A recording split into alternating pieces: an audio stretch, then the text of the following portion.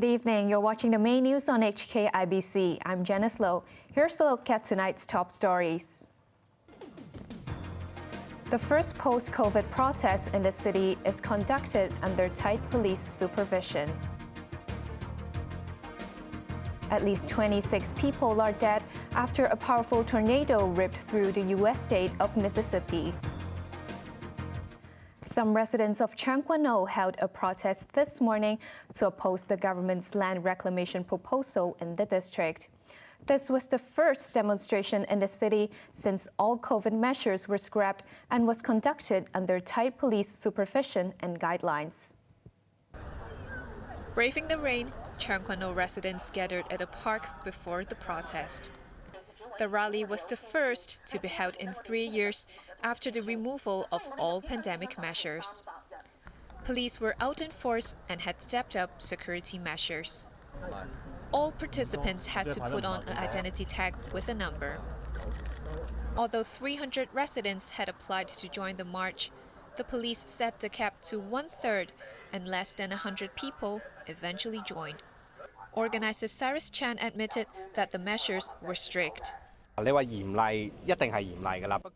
in order to hold the event successfully for the residents to voice their demands, we have no choice but to accept it, he said. The protest was against land reclamation in Area 132 of the district and the government's proposals to build a waste management facility and concrete batching plant on the reclaimed land. Starting at Tu Kanglang Sports Center, police cordoned off the route, and even the press were barred from entering. During the rally, demonstrators had to remove their face coverings to comply with the anti-mask law, and the organizer had to ensure that participants would not commit any acts that would threaten national security. Chan refuted that the police told them not to wear black clothes. But he pointed out that the cameraman was wearing a yellow raincoat, which was also not allowed under police guidelines. Upon reaching the destination at South Landing Step, the group held an hour-long meeting. The organizers will meet with officials on Tuesday before deciding whether to hold another demonstration.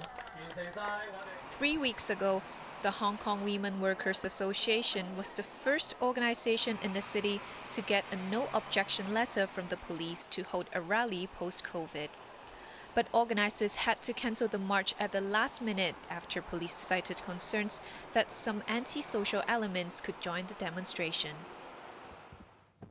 Health Chief Lo Chung-Mao said the hospital authority has been requested to submit a report after some wards of Tuen Mun Hospital were flooded. Lo expressed concern about the incident and said the authority will carry out inspections to ensure hospitals are safe during adverse weather conditions. The accident and emergency unit in Tuen Mun Hospital was flooded due to blocked drains after heavy rain during the amber rainstorm signal yesterday afternoon.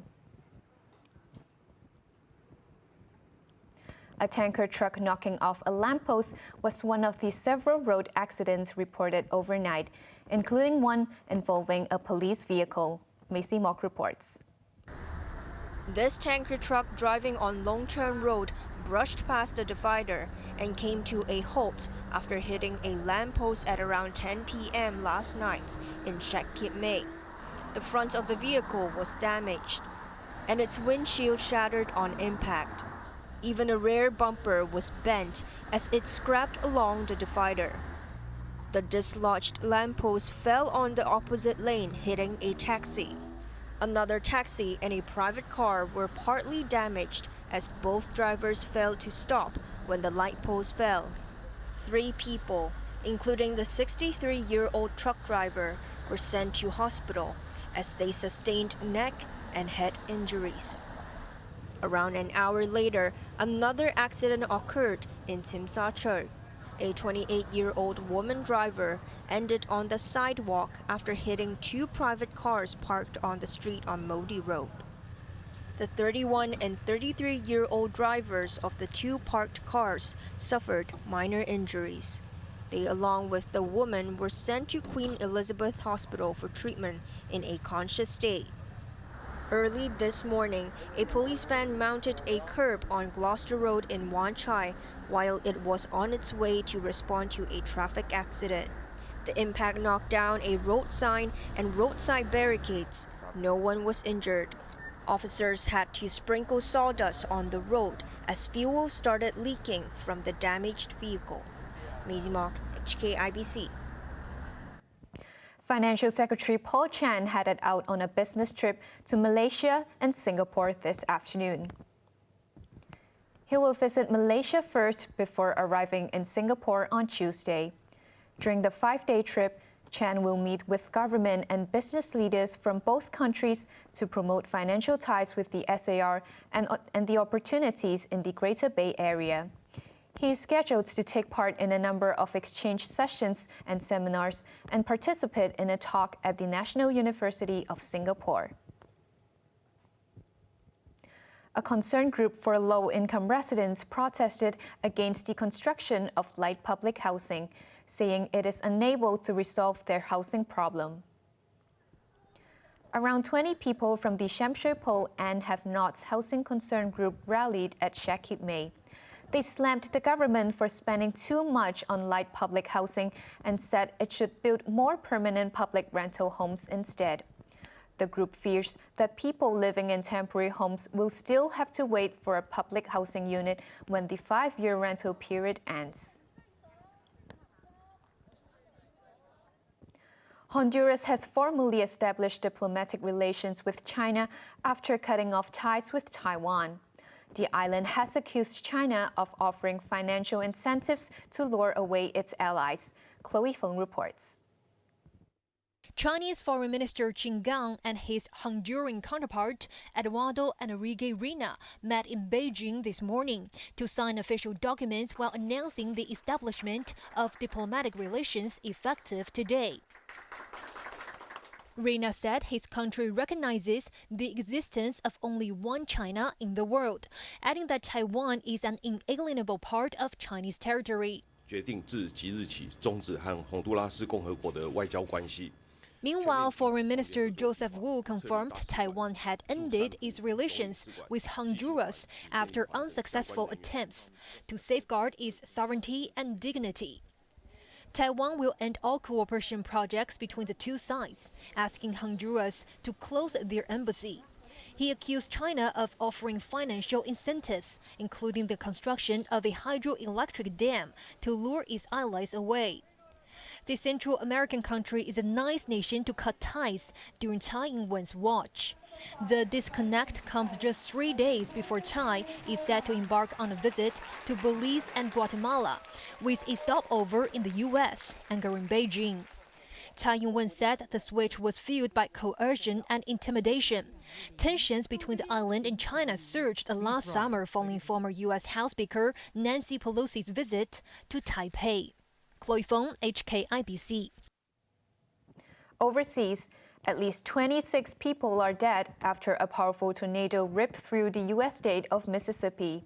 The state has declared an emergency, and President Joe Biden has promised federal aid to rebuild the affected areas. Here's Chloe Feng again. Devastating storms and at least one large tornado has left roofs torn off, cars smashed, water towers toppled over, and entire neighborhoods flattened.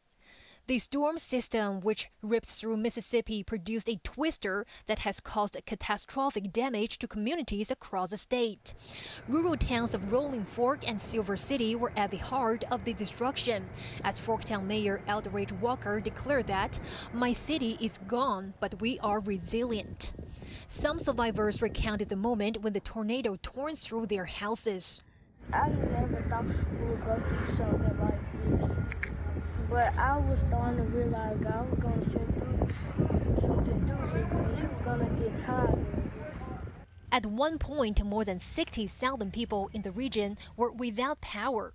The Mississippi state government has declared a state of emergency and set up 3 temporary shelters in the affected area.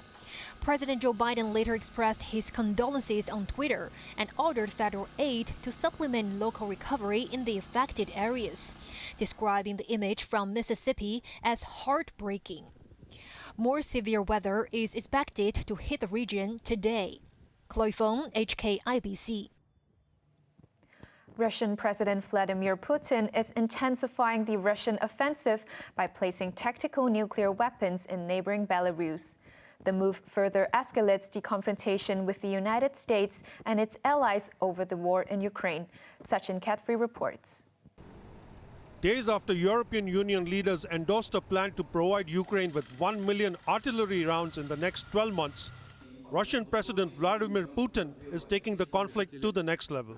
His decision to station tactical nuclear weapons in Belarus changes the dynamics of the war. The construction of the storage facility will be completed soon, but the weapons will be controlled by Moscow to uphold its non-proliferation obligations.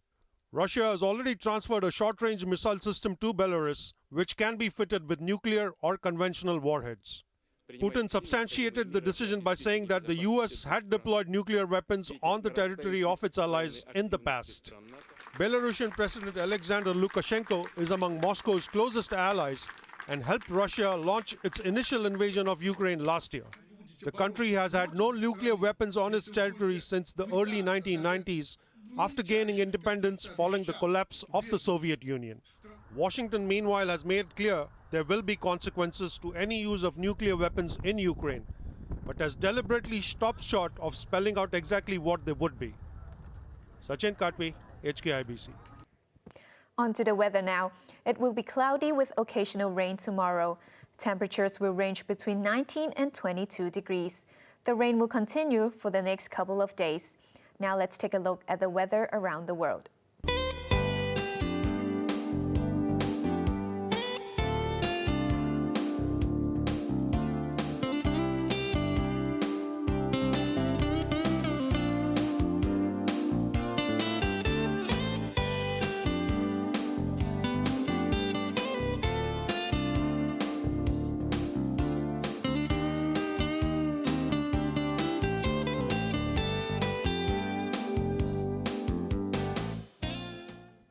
And finally, Chief Executive John Lee had invited 3 special guests to Government House to express his gratitude for their services.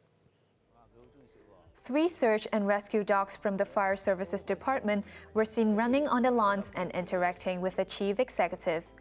2 of them were part of the team which helped in rescue efforts in quake-stricken Turkey last month. Both had to undergo quarantine after arrival and are in good health. Currently, there are more than 340 working dogs in the disciplined services to assist with tasks such as investigation and patrolling. That's our main news for Sunday night. Join us for more news at 11. I'm Janice Lo. Thanks for watching. Good night.